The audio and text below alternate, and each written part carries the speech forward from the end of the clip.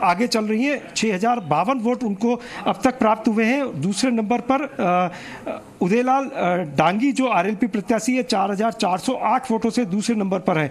तो वहीं तीसरे नंबर पर भारतीय जनता पार्टी के हिम्मत सिंह झाला 3176 वोट पर और रणधीर सिंह बिंडर चौथे नंबर पर आ गए हैं 2651 वोट पर, जो कि पहले राउंड में हमने अपडेट दिया था कि डाक मतपत्रों में 20 वोट से आगे चल रहे थे। तो कहीं ना कहीं अब तक जो 4 राउंड हुए हैं उसमें कांग्रेस और आरएलपी के बीच में टक्कर देखने को मिल रही है। और हम लगातार कह रहे थे कि जो आरएलपी से उदयलाल डांगी को कितना फायदा हुआ है, वो एक जाट वोट बैंक के 10 से 15 हज़ार वोट हम कह सकते हैं कि वो भले ही उदयलाल डांगी के पक्ष में आए होंगे, लेकिन एक जमीनी स्तर पर जो उदयलाल डांगी पिछले 3 सालों से काम कर रहे थे और जब 2018 का चुनाव हुआ था उसके बाद से ही उस समय 45,000 वोट मिले थे और उस समय भी टिकट का डिक्लेरेशन एकदम अंतिम समय में टिकट का डिक्लेरेशन वल्लभनगर विधानसभा सीट पे हुआ था और बावजूद उसके 45,000 वोट लेके आए थे।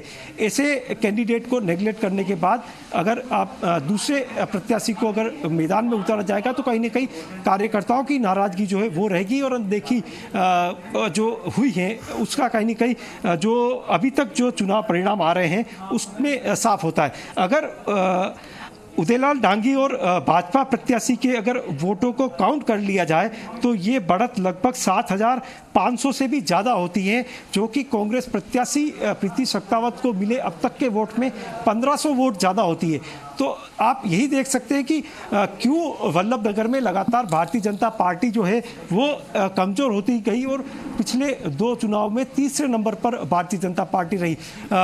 2013 से तीसरा चुनाव है और तीसरी बार पार्टी ने अपने प्रत्याशी को बदला है। तो ऐसे में कहीं ना कहीं भारतीय जनता पार्टी के जो कार्यकर्ता जो थे उनका कहना था कि वल्लभनगर विधानसभा क्षेत्र को एक प्रयोगशाला के रूप में आला कमान देख रहा है। वो नाराजगी कहीं ना कहीं धीरे धीरे जो वोट जब ईवीएम मशीन खुल रही है उसमें काउंटिंग सामने आ रही है उसमें सामने नज़र आ भी रहा है। लेकिन एक बात जरूर है कि हिम्मत सिंह झाला जो कि युवा समाज सेवी के रूप में यहाँ पर पहचान थे, पार्टी के कार्यकर्ताओं में नाराजगी के बावजूद अगर वो तीसरे नंबर पर अपना स्टैंड कर रहे हैं अभी और रणधीर सिंह बिंडर से ऊपर हैं, तो कहीं ना कहीं भारतीय जनता पार्टी के लिए ये एक प्लस पॉइंट रहेगा कि जो रणधीर सिंह बिंडर अब तक भारतीय जनता पार्टी को पछाड़ रहे थे उनको अभी तक के 4 राउंड में भारतीय जनता पार्टी पीछे करने में सफल रही है। तो कहीं ना कहीं चुनाव परिणाम जो है धीरे धीरे आगे बढ़ रहे हैं और जो 3 मुकाबले देखे जा रहे थे कि मुकाबला जो है कांग्रेस, जनता सेना और आरएलपी के बीच में होगा,